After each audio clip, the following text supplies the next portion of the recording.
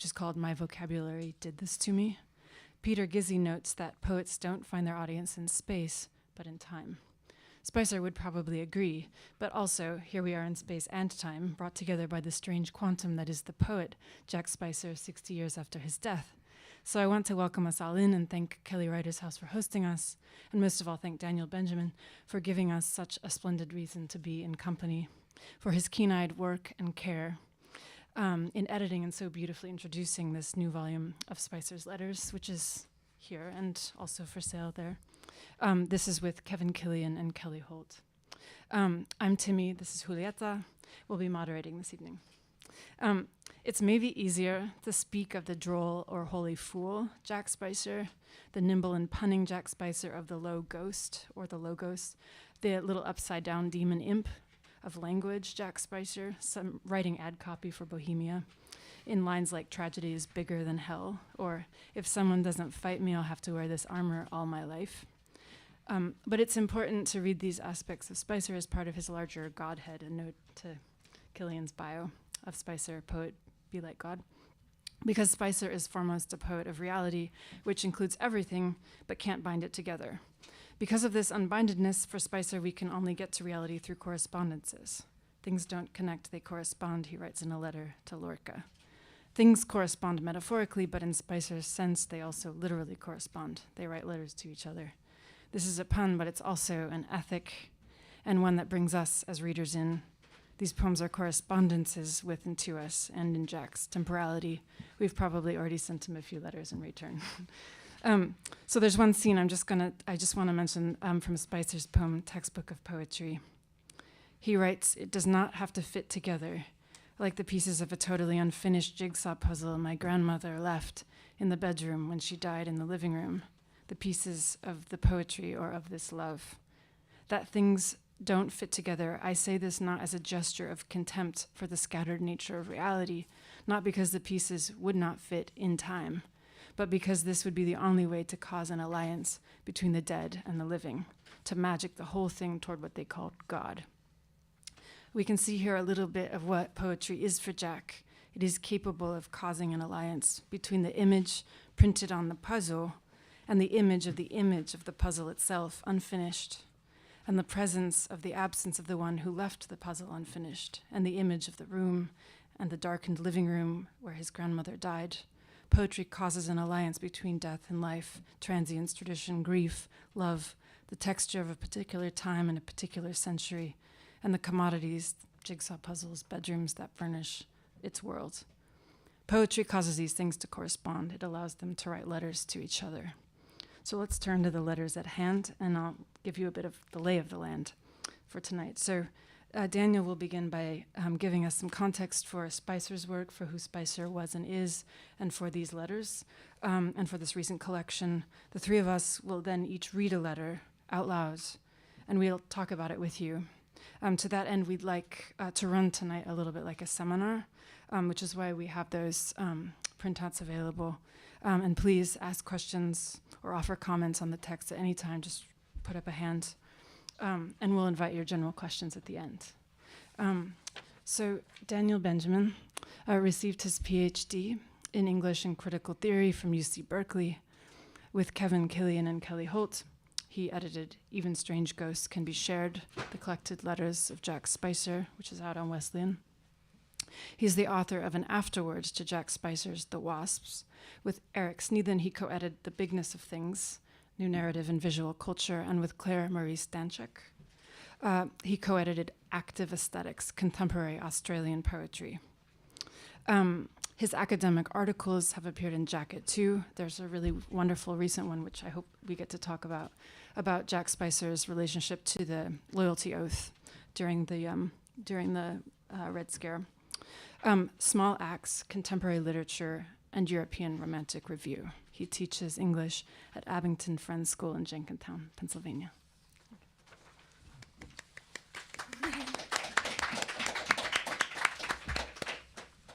Thank you, Timmy. Thank you for the introduction.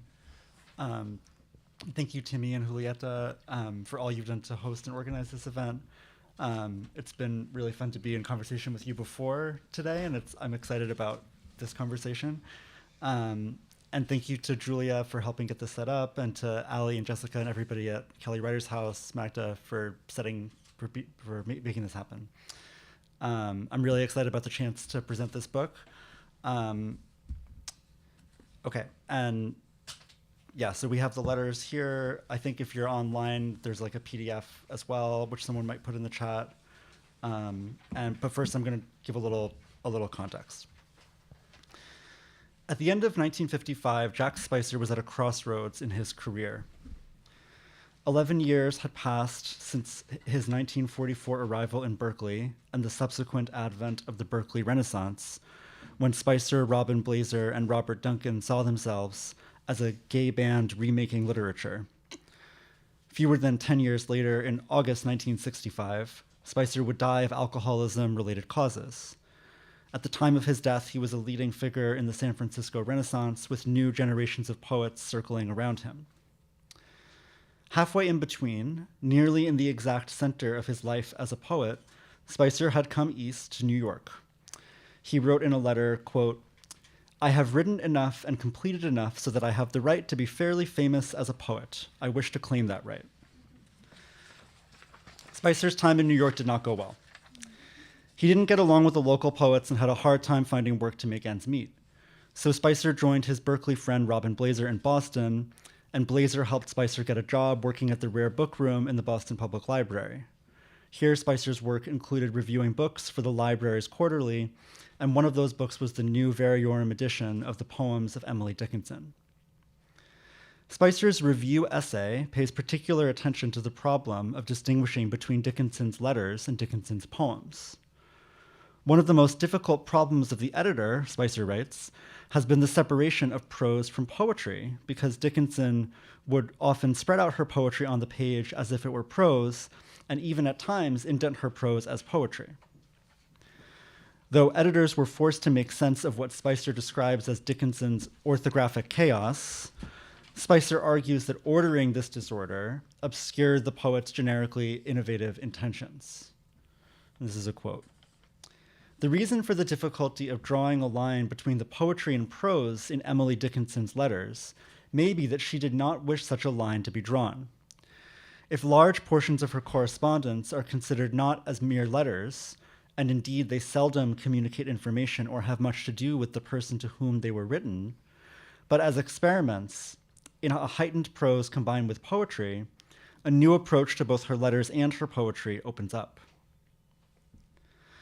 Spicer's description of letters that are experiments in a heightened prose combined with poetry does much to explain his own work and the importance of Spicer's letters in his larger oeuvre. The more than 300 letters in Even Strange Ghosts Can Be Shared constitute a significant addition to Jack Spicer's published works, not merely for the light they shine on his life and contexts, but because many of them have as much reason to be classed with his poetic works as the texts in his volumes of collected and uncollected poetry. Spicer frequently included letters that were unmistakably part of his book manuscripts. That practice begins with Spicer's first book after Lorca, which he began composing at the time he was studying Dickinson's letter poems. Intermittently throughout the book, we read letters from Jack to Lorca on the differences between poetry and prose, the translation of reality to language, and the necessary loneliness of poetry. Why put forward these statements in letters? And what's more, in letters that would require a mystical connection to reach their addressee, given that Federico Garcia Lorca had been dead since 1936? The letters to Lorca are magical acts of conjuring. In an apocryphal introduction, Lorca writes that Spicer's letters are, quote, letters one poet writes to another not in any effort to communicate with him, but rather as a young man whispers his secrets to a scarecrow, knowing that his young lady is in the distance listening. Lorca's introduction echoes Spicer's description of Dickinson's letters, which seldom communicate information or have much to do with the person to whom they were written. But of course, even the scarecrow in this case only exists through a mystical contact with occult forces that Spicer later terms dictation. In a 1955 letter to Joanne Lowe, Spicer writes, "You can only communicate with another human being by a miracle. And you have to wait patiently for miracles and believe in them a little too." It would take a miracle for real connection to happen between Jack and Lorca. And that's perhaps why Jack famously prefers correspondence to connection. Things do not connect, as we heard before, Spicer writes. They correspond, even these letters. They correspond with something, I don't know what, that you have written, perhaps as unapparently as that lemon corresponds to this piece of seaweed. And in turn, some future poet will write something which corresponds to them. That is how we dead men write to each other. Correspondence depends not on the actual ability to communicate, but on the difference and distance between objects. Spicer's correspondences are indeed sometimes infelicitous and impractical, and that's part of what brings charge and excitement to his poetry and his letters.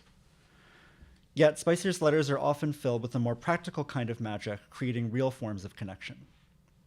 He sends words of hope and courage to younger writers, exhorting them to believe in themselves and in their art. Spicer, in turn, asks his closest friends to give him courage to believe in him.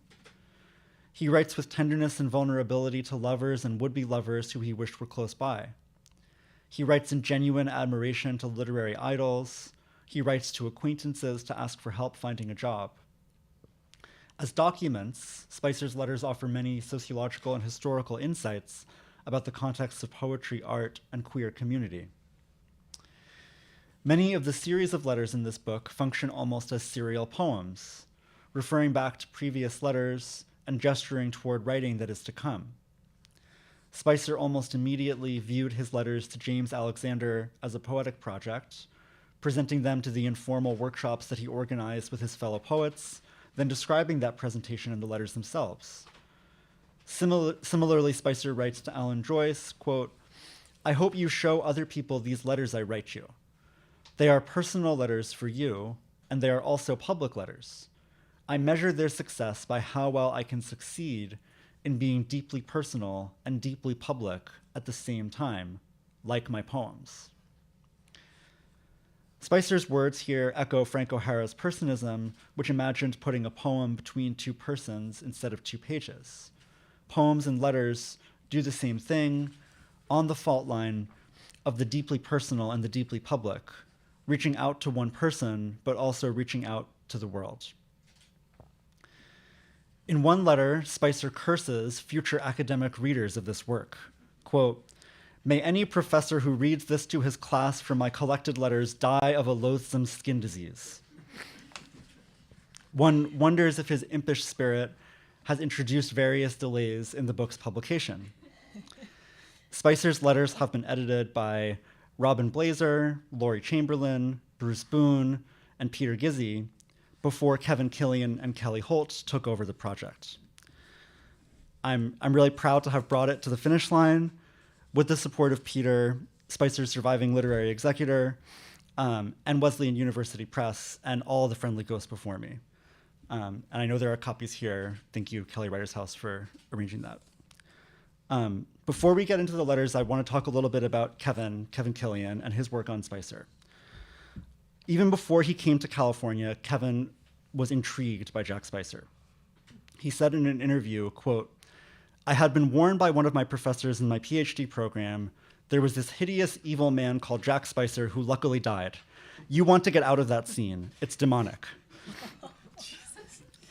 After Kevin arrived in San Francisco, Robert Gluck connected him with Spicer's former student, Lou Ellingham, who was writing an oral history of the Spicer Circle. Lou needed help turning the book into a readable biography. Their collaboration became Poet Be Like God, Jack Spicer and the San Francisco Renaissance, a remarkable work of social history and literary biography. Kevin conducted his Spicer research on weekend trips to archives, with letters and emails sent from his desk at Able Janitorial Services, and through interviews with every person connected to Spicer that he could track down through the end of his life. In 1997, Kevin appeared here at Kelly Writers House, the year before the biography was published. And the appearance, I think it's supposed to be a talk or a reading, but it actually begins with an impromptu interview with a local writer who had known Jack Spicer at Berkeley in the 1940s. And so Kevin kind of hijacked the event to do an interview. You can hear it on Penn Sound.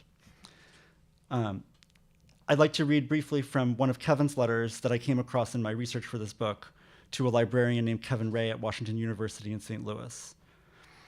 You know, Mr. Ray, ever since I started work on this biography, I have been steadily amazed at the courtesy and the professionalism of curators and librarians all across the US. I just can't figure it out. In daily life, people are a mixture of helpful and rude, but in library life, all the latter has been completely weeded out. How is this arranged? Do you know? Please send along the chemical process, and I will try to apply it to the quarrelsome poets I know here in San Francisco, and then, if successful, to the leaders of the world. Of course, it was Kevin's model courtesy, professionalism, and generosity that welcomed me and so many others into the study of Jack Spicer. In 2012, I wrote to Kevin about an unpublished Spicer piece that he alluded to in his essay on Spicer and the Matakean. He wrote back promptly and generously, sharing the full unpublished Spicer text and insisting we meet for lunch when I got to California, where I was soon to start a doctorate at Berkeley. Over the next years, we volleyed emails back and forth about obscure textual variants and unpublished artifacts. Kevin read all my work on Spicer. He was something of an unofficial dissertation advisor, encouraging and enthusiastic, but also willing to tell me when I was arguing out of both sides of my mouth. In May 2019, Kevin invited me to collaborate on editing the selected letters, asking me to write some of the incomplete paratextual material. He was beginning chemotherapy, and though he acted confident that he had a long time left, he was clear that he was prioritizing other projects that summer, and he died the next month. Over the last several years, as I've worked on finishing editing this book, it's been a ghostly conversation, working with Kevin's voice in these materials, following his traces in the archives. At so many moments, I've wished I could write to him with a question about an unknown name or reference, or that I could share with him the joy of a research discovery. I know Kevin's here with us in some way, along with all the other friendly ghosts before us. Okay, I'm gonna start the discussion part by reading one of the letters, which is in the handout, to Graham McIntosh 30. I think it's on the third page of the handout. And if you have the book, it's on page 109.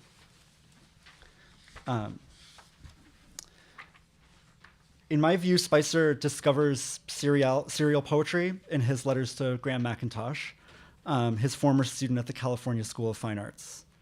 Beginning in 1954, Spicer writes 3 times a week to Mac, who was drafted into the Army and stationed at Fort Ord. In one letter to McIntosh, Spicer theorizes the relationship between embodied interactions and the miraculous world of correspondence. The immediate context for the letter is that Spicer had recently seen Mac in San Francisco when he was in town on a brief leave.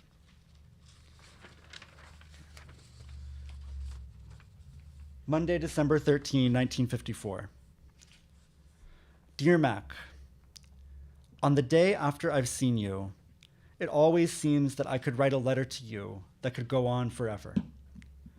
Your image is restored to me. What, after 3 weeks of absence, had become a shadowy Graham, a Graham not very far removed from my merely talking to myself, has become a real Graham, a Graham made of flesh and tears, but not completely.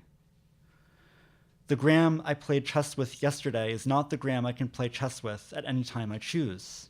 He was a temporary Graham, realer than the shadowy Graham that I play chess with every day in my imagination, but not as real as the Graham I hope for, the Graham unrestricted by time. There were so many things I couldn't get to say to you, for of course, I was only the half-real Jack, the Jack who was only a little better than a letter. Things about hope and courage. This overtime period is extremely important. You lost the last game in an overtime period, remember, by the closest of margins? But when I tried to give you words of hope and courage, they would stick in my throat. I guess because, in the last analysis, we can't give hope and courage to another person, only those things which hope and courage are based on. After you left, someone gave me a kaleidoscope too. It will give us a sort of new connection. When I look into it, I can imagine that you may be looking into yours, and that we may be seeing the same pattern. Of course, the army, which hates kaleidoscopes because their patterns cannot possibly have numbers, will probably confiscate yours. But if they don't, we may be able to work out some method of communication with them, looking into them at the same time and your pattern answering mine or something like that. Kaleidoscopes are also good for telling fortunes. Ask it a question and look into the tube. Then it becomes just a question of interpretation. This letter has been the most painful to write of any. I guess you became realer to me this leave. And I can hardly wait until you start becoming unreal again, and I don't feel the pain of your pain. Yet the pain is worth it, and curiously mixed with pleasure.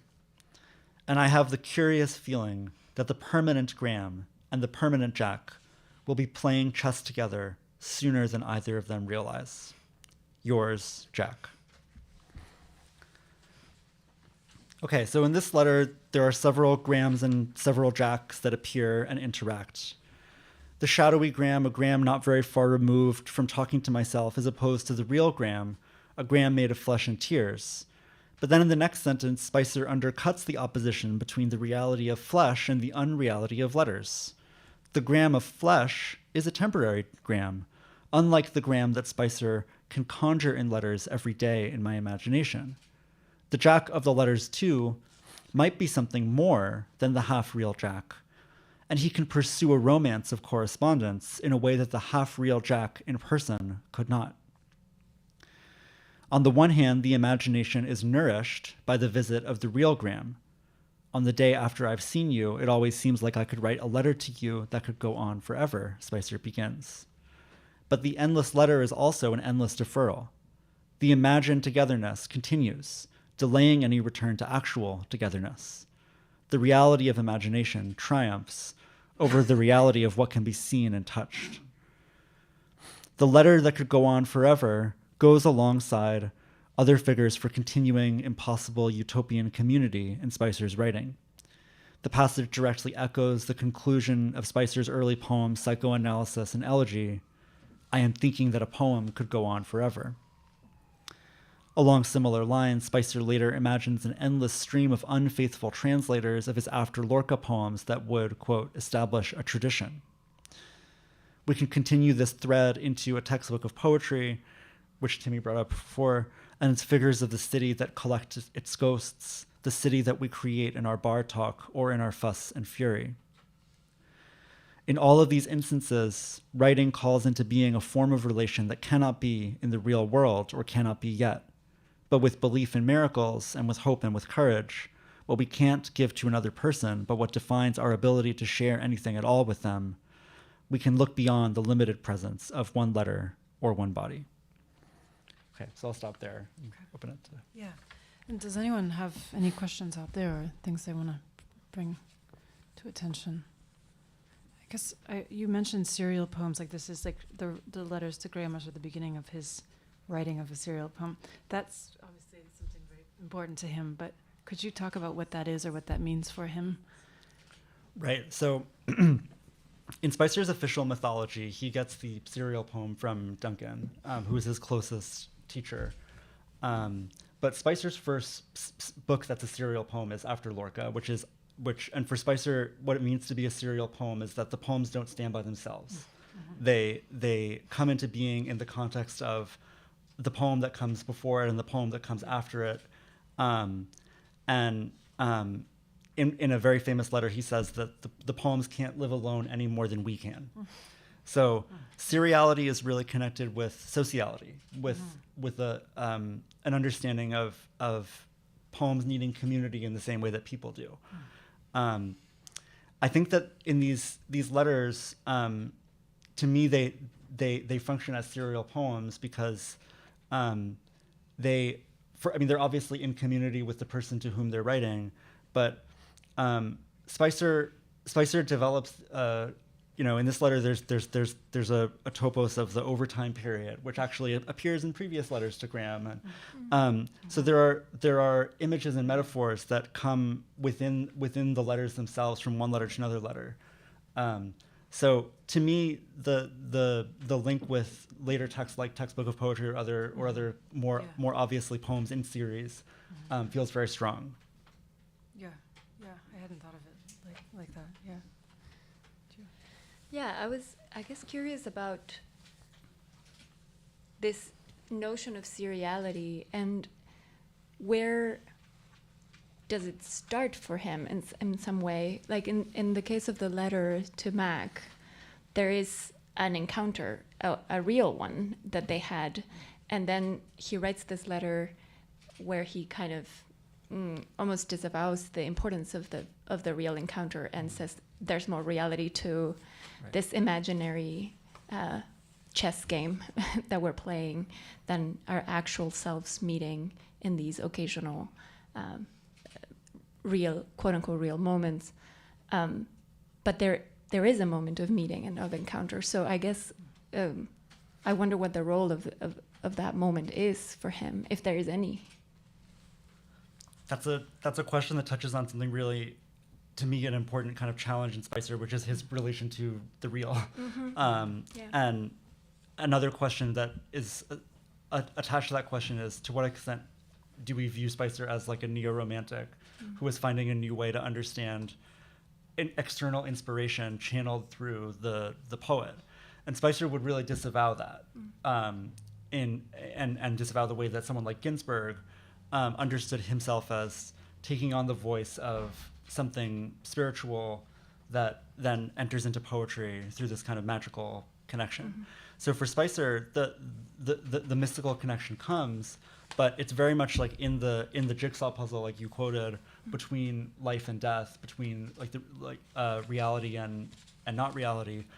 I think ultimately my view is that for Spicer, the ghosts are as real as the piece of lemon that comes up in the After Lorca poetry. So in one of his lectures, he talks about all of our ideas as furniture in the room, all the ideas and theories and books we've read as furniture in the room that the Martians rearrange.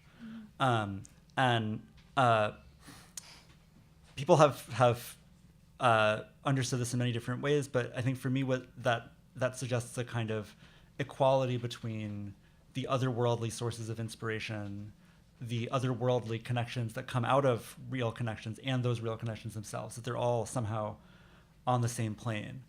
And language too, like is language material, or is language a conduit for a spiritual connection? And I think for Spicer, it's both.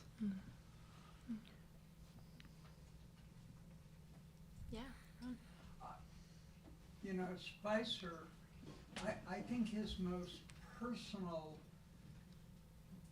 discussion, I to you, in his poems occurs in the poems for the St. Louis Sporting News, in the Book of Magazine Verse, which Graham McIntosh was the printer of. McIntosh became a very famous fine press printer in the years after Spicer died. And in fact, he probably gained his reputation doing the last books, doing language, and doing magazine verse in the first place. But in that connection of I to you, the pitcher and catcher, and sometimes the pitcher and batter communicating back and forth, which in Spicer's language is definitely a love discourse. You know, the pitcher is trying to strike out the batter because he is so in love with the batter, and the batter is trying to hit the ball because he is so in love with the pitcher. And it's a very complicated thing. And when you see it on CNN, it looks somewhat different. But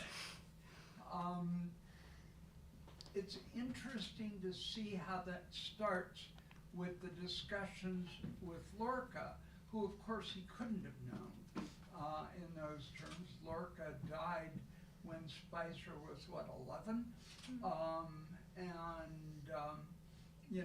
Was known in America, but really only to the people who read Spanish poetry.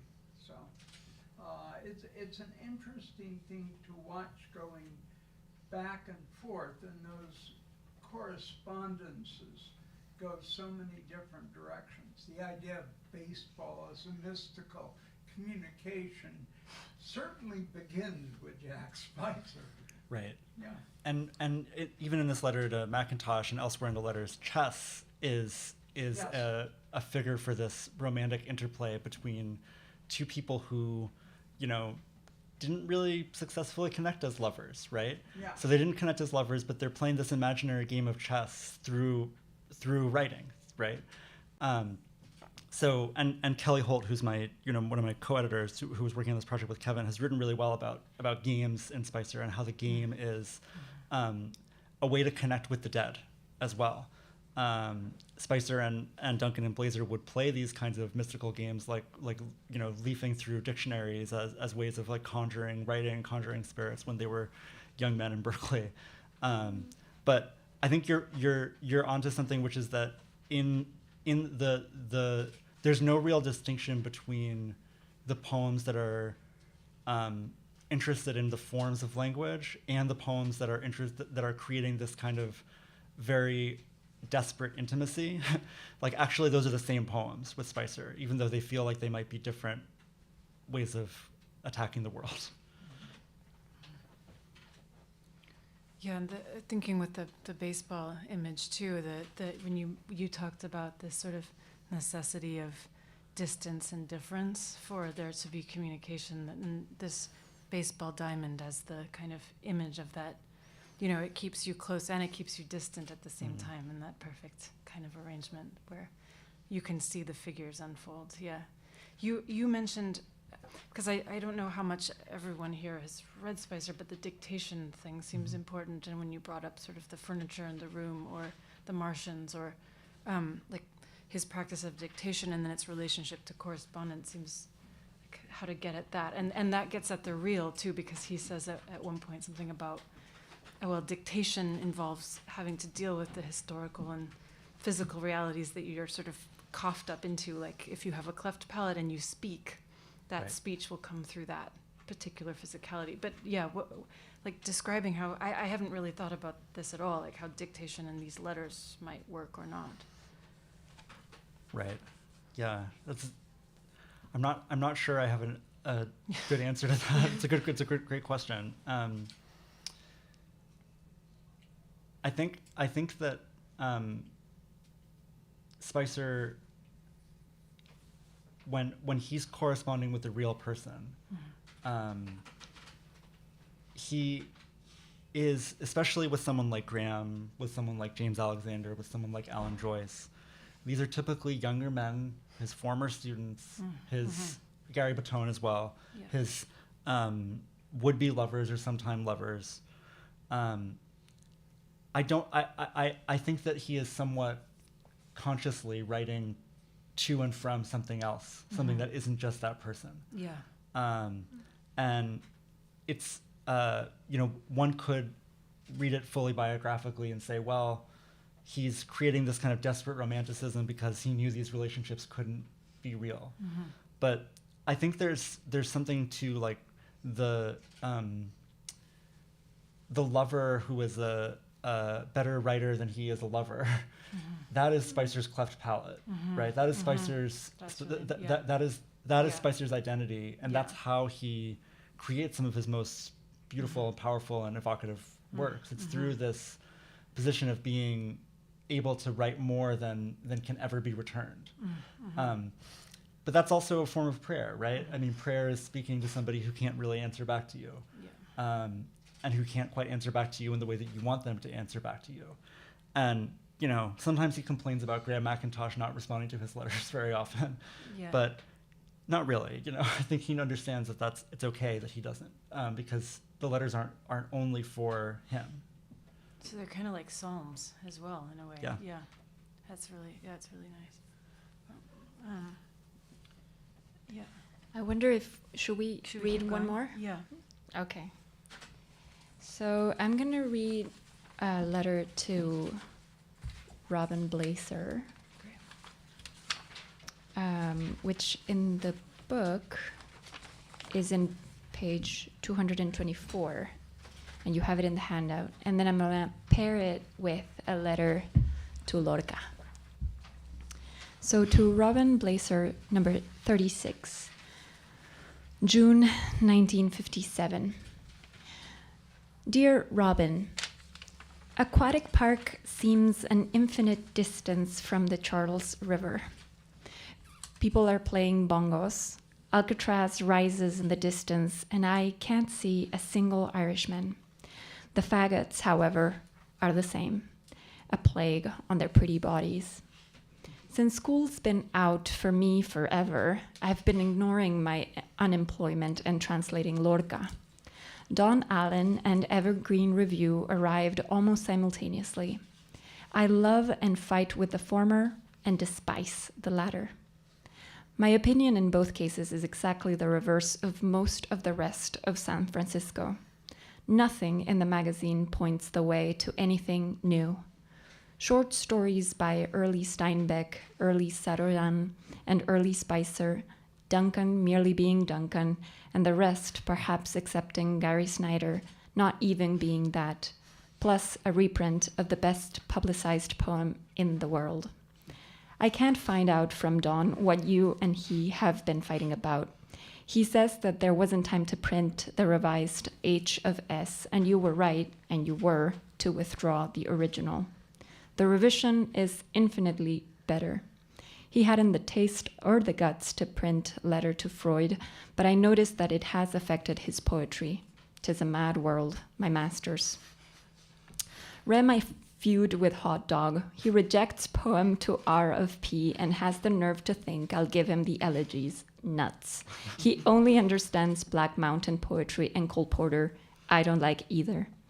Don thinks he will be a great editor and conceives of Measure as a sort of farm club where the rookies can try out before breaking into O Tenenbaum.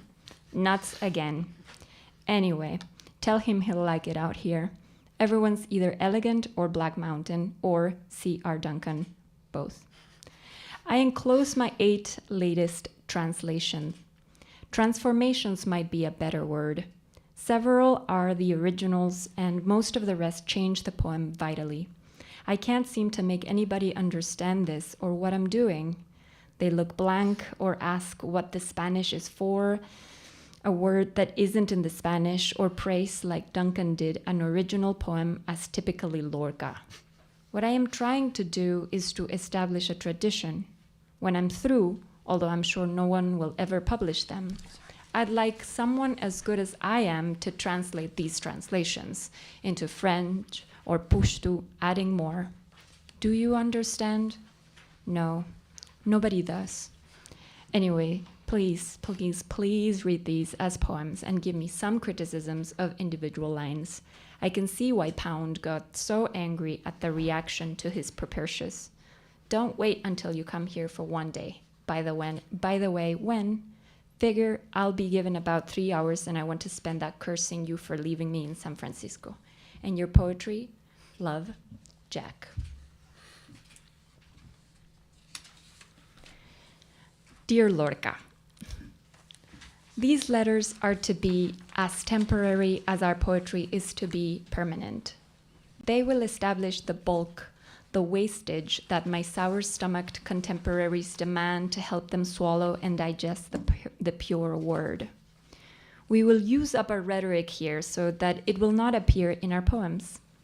Let it be consumed paragraph by paragraph, day by day, until nothing of it is left in our poetry and nothing of our poetry is left in it. It is precisely because these letters are unnecessary that they must be written. In my last letter, I spoke of the tradition.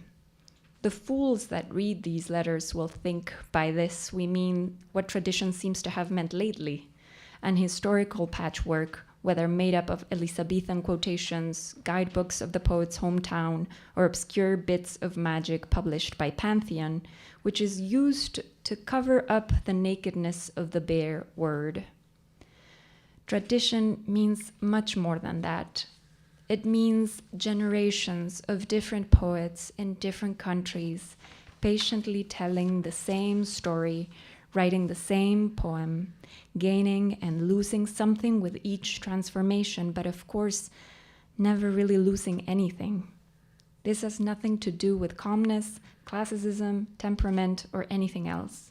Invention is merely the enemy of poetry. See how weak prose is. I invent a word like invention. These paragraphs could be translated, transformed by a chain of 50 poets in 50 languages, and they still would be temporary, untrue, unable to yield the substance of a single image. Prose invents, poetry discloses. A madman is talking to himself in the room next to mine. He speaks in prose. Presently I shall go to a bar, and there 1 or 2 poets will speak to me, and I to them, and we will try to destroy each other, or attract each other, or even listen to each other, and nothing will happen, because we will be speaking in prose. I will go home, drunken and dissatisfied, and sleep, and my dreams will be prose. Even the subconscious is not patient enough for poetry. You are dead, and the dead are very patient. Love, Jack.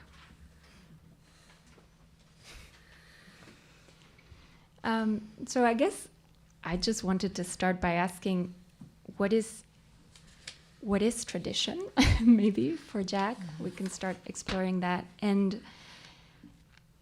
what is the relationship between translation and tradition? Yeah, that's a great. It's a great pairing of these two poems, like these two letters. I mean, and just starting with the letter to Blazer.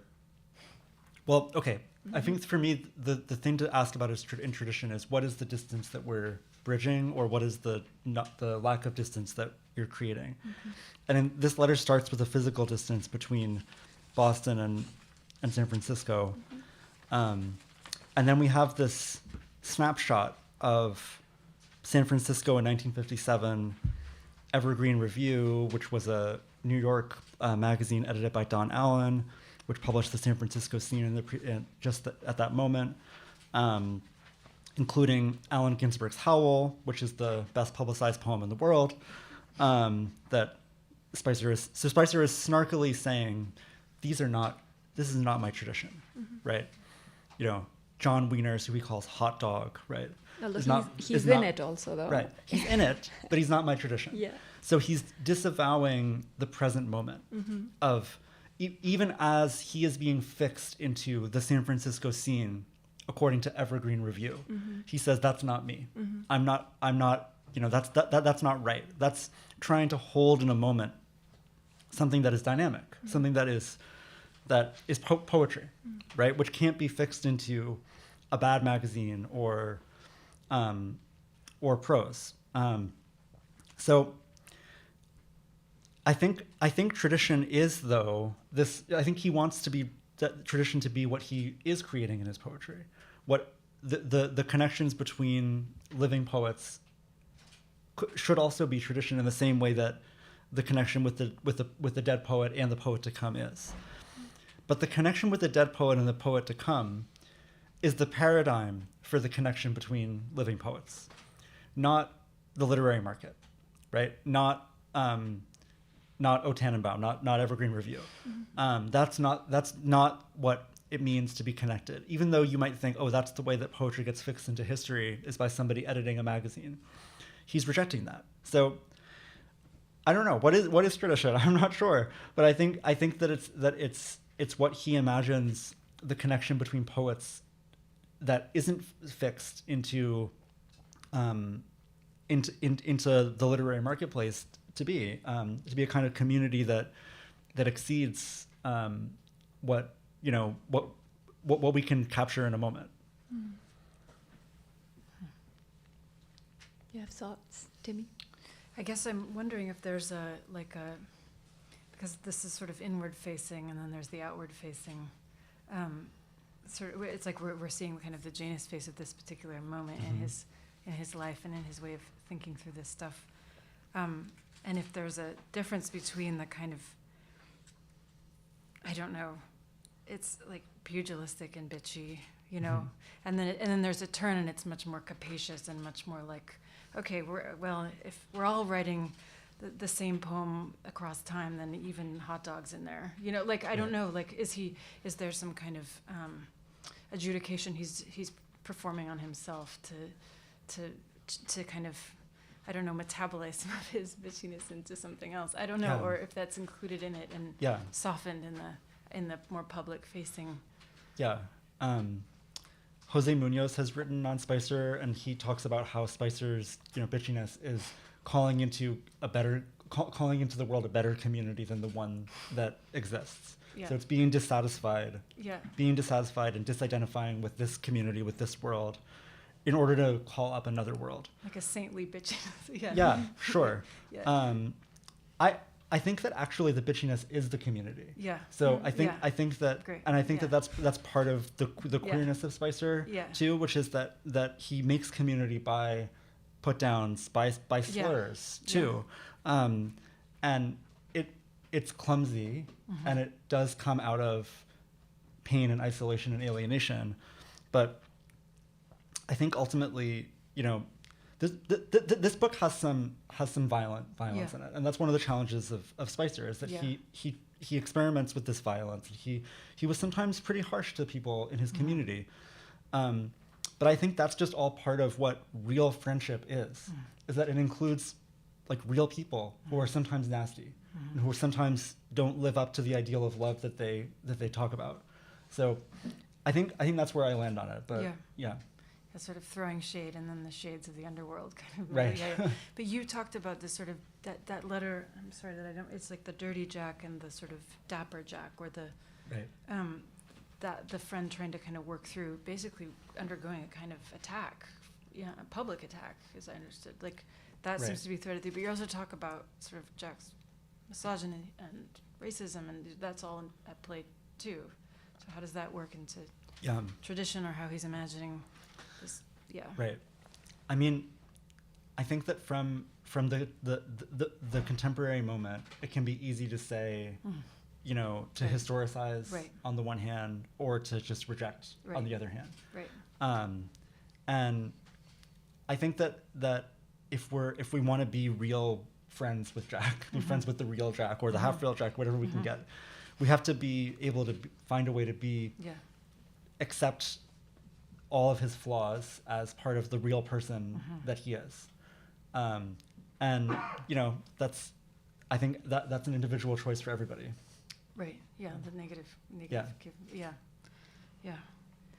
I wonder if and after Lorca, it starts with this apocryphal introduction by Federico Garcia Lorca, who actually is also pretty disparaging of Jack's own project of translation. Right. So I wonder what Yeah.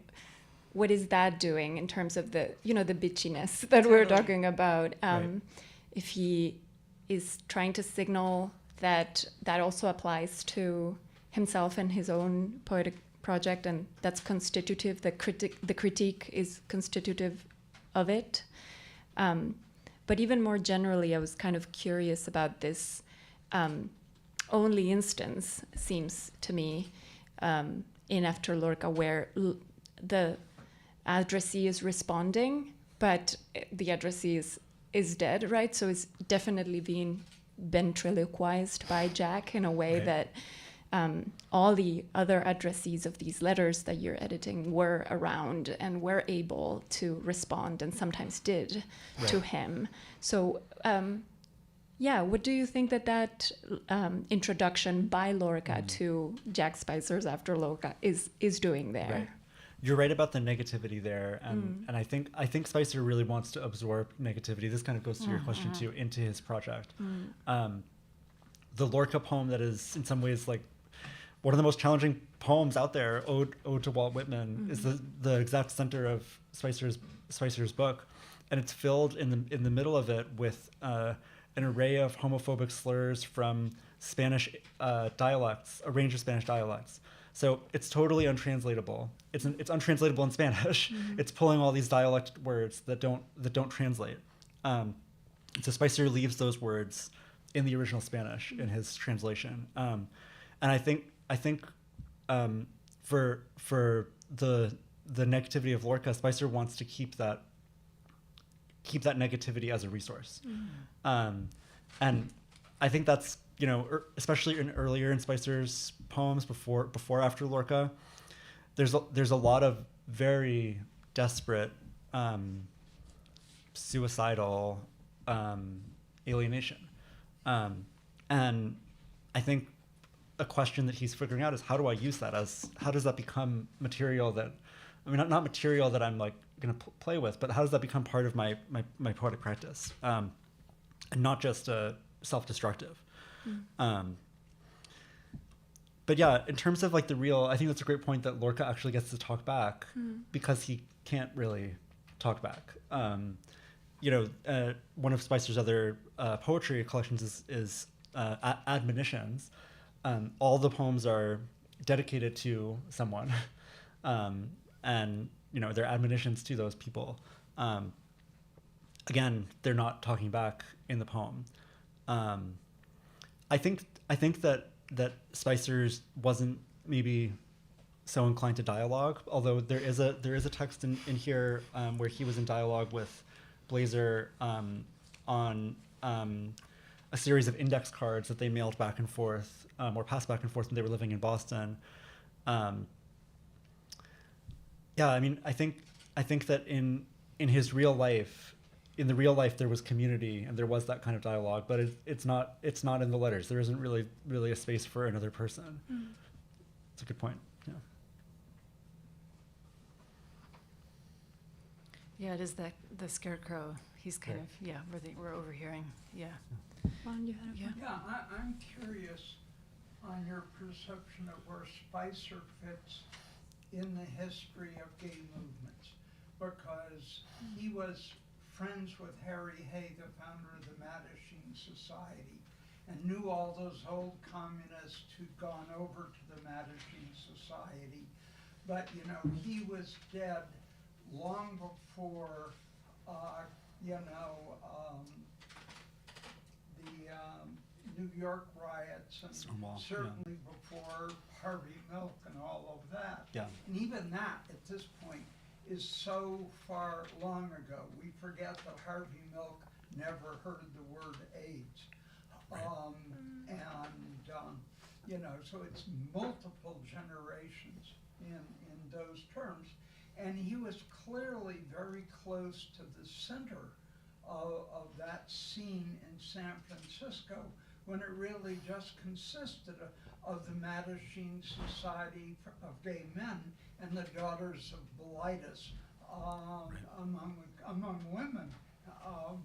And I'm curious as to how you see that fitting together in those terms.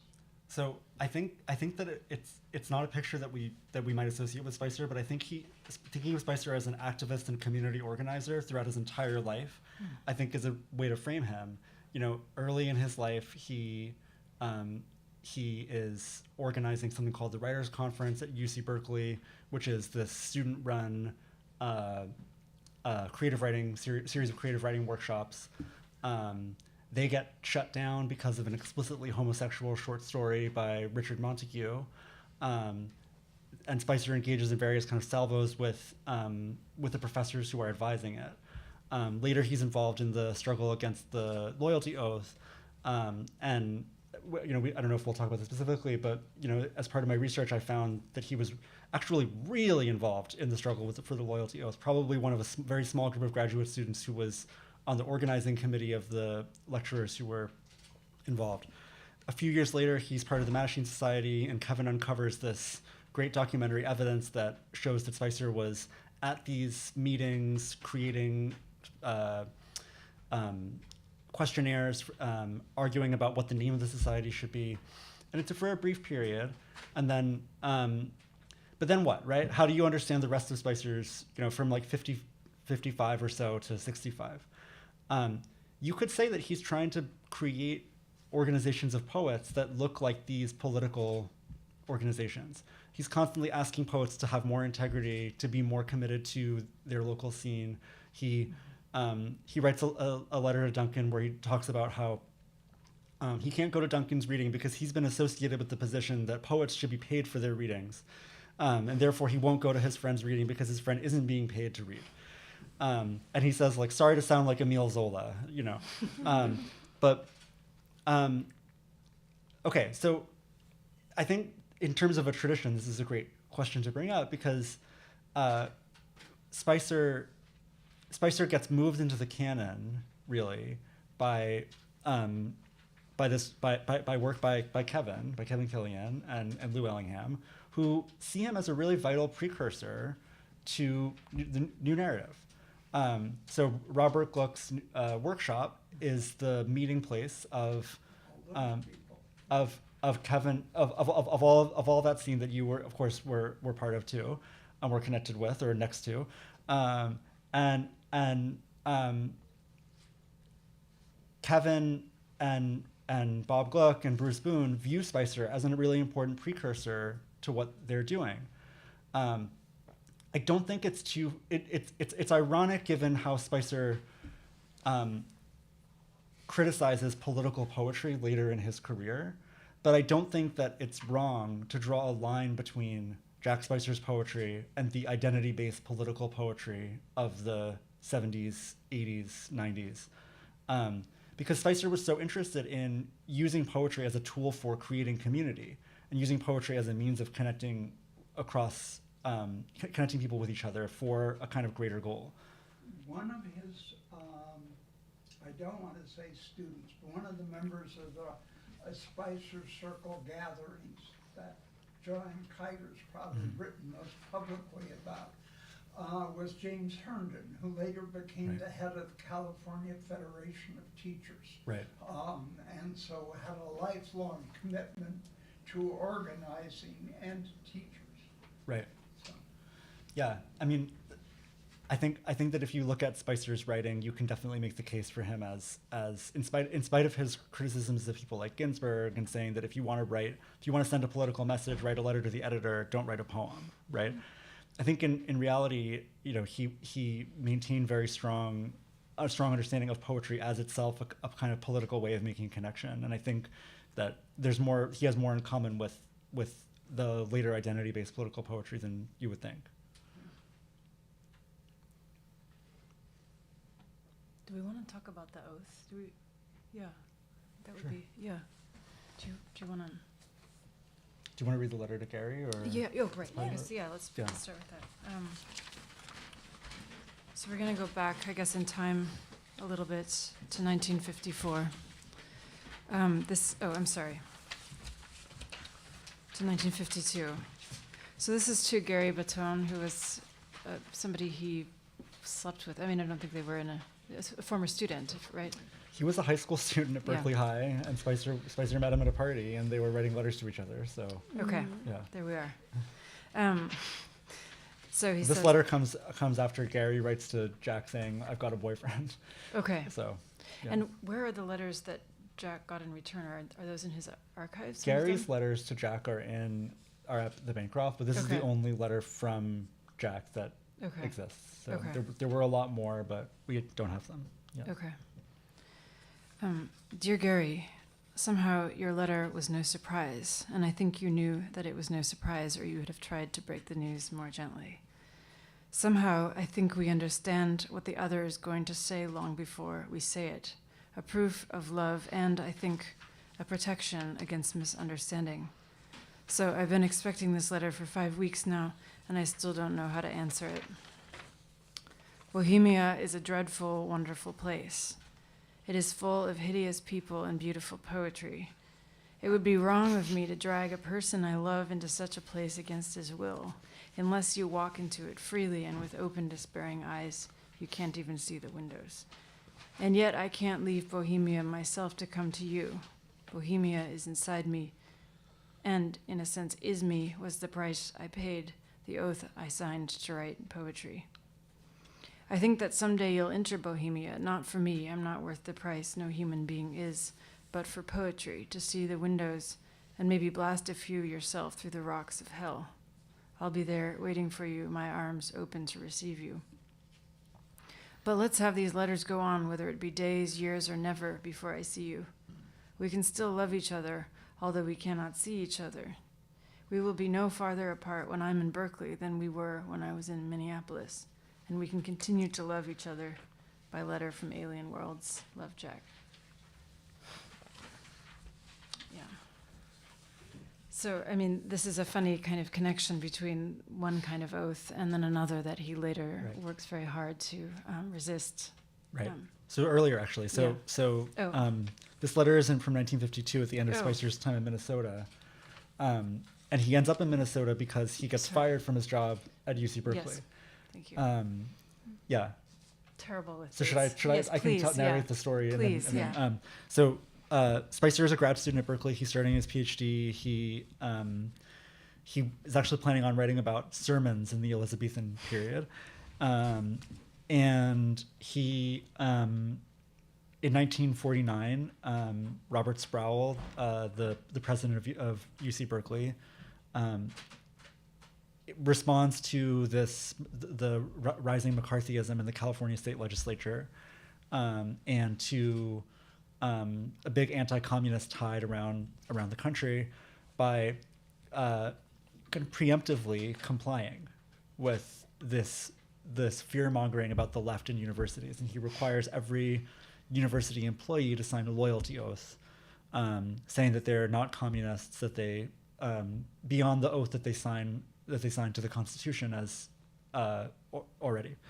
And there's a big movement of resistors led by Ernst Kantorowicz, who was Spicer's teacher at Berkeley, and a conservative German refugee who was certainly not a communist. He was actually a kind of a right-wing figure in some ways, but he was very critical of the loyalty oath as a threat to freedom of thought.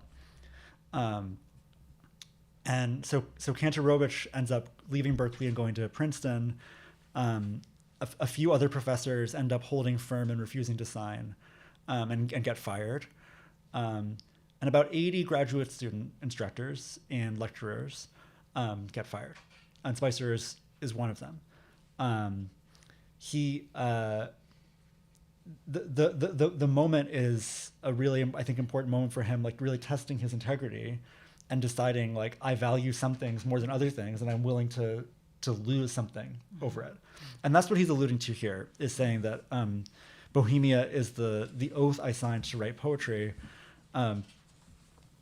He's talking about the cost of Bohemia, the cost of committing to integrity, I think. I think Bohemia is not only, I think Bohemia here is a direct refusal to the University of California. I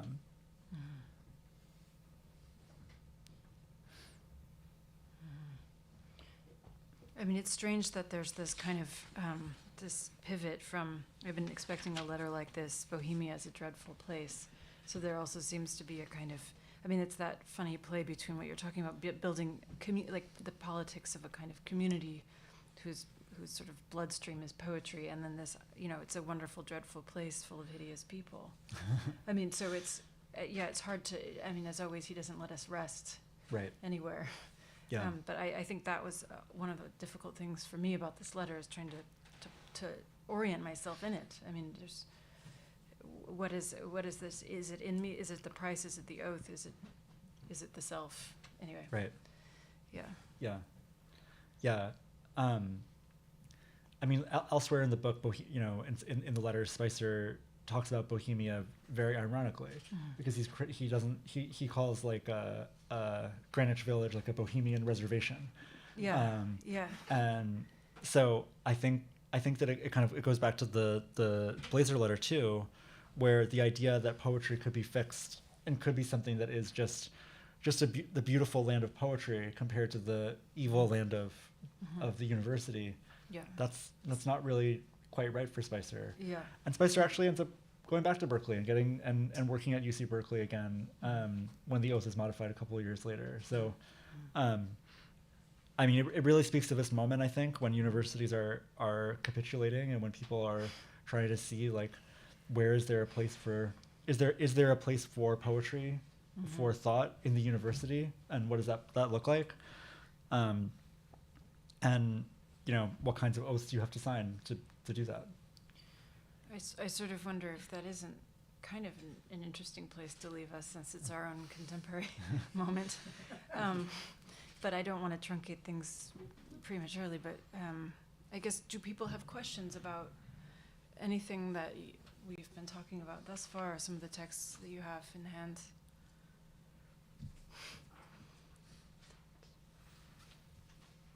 Shall we? Yeah. Okay. Thank you all. And I think there's a reception in the back and books available to buy. Yeah. Okay. Thank you. Thank you. Thanks, Daniel. And thank you for this book. Yeah, Yeah. absolutely. I really wanted to ask you Wonderful actually how you came to Spicer, but I didn't want to. It seemed like you were shying away from the personal bit.